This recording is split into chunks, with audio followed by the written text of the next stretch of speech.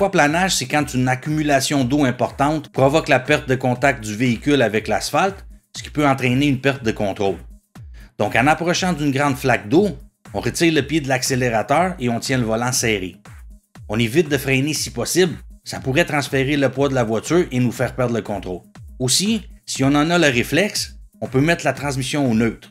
Dans les situations comme celle-ci où la flaque d'eau est seulement d'un côté, la voiture peut être tirée vers ce côté, donc encore une fois, on tient le volant serré. On allume toujours les lumières pendant les jours sombres et pluvieux, peu importe l'heure. Le bouton pour le faire est généralement sur le levier du clignotant. Dans la plupart des voitures modernes, les feux avant s'allument dès qu'on démarre le moteur, mais seulement ceux de devant. On aura également besoin de ceux de derrière.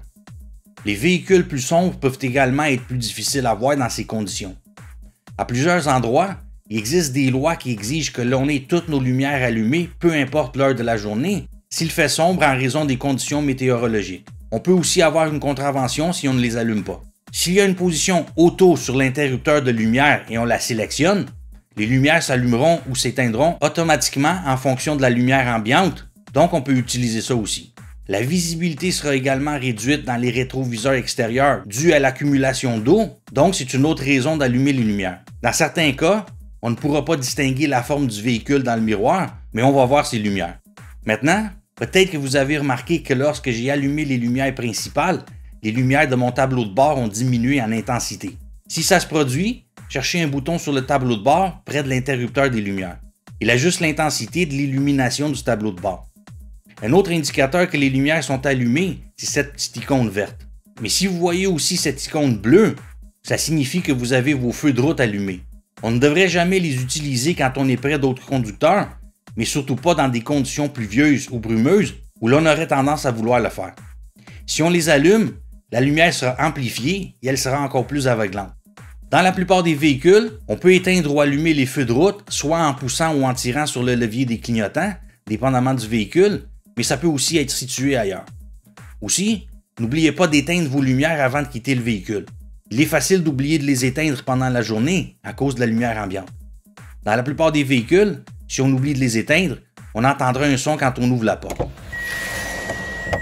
Dans la première partie de cette vidéo, je vous ai dit d'allumer l'air dès que vous entrez dans la voiture, de façon à ce que les fenêtres ne deviennent pas embuées. Une autre chose que l'on peut faire également pour éviter ça, c'est d'ouvrir les fenêtres un peu si possible, toutes les fenêtres de préférence. Aussi, plus il y a de personnes dans le véhicule, en raison de la respiration et de la chaleur corporelle générée, plus vite les fenêtres deviendront embuées.